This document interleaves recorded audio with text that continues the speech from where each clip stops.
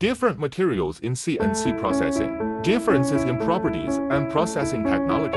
In CNC machining, different materials have different properties and processing techniques.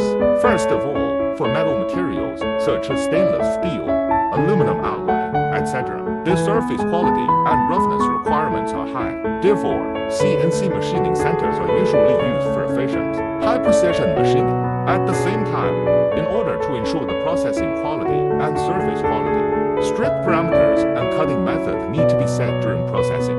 For non-metallic materials such as plastic, glass, etc., they usually require CNC cutting machines for processing. Because non-metallic materials have poor machinability, it is prone to problems such as tool collapse and processing deformation. During the machining process, it is necessary to reduce the cutting speed and increase the cutting depth, and use appropriate cutting fluid to improve cutting results. In short, choosing the appropriate materials and processing technology in CNC processing is the key to ensuring processing quality and surface quality.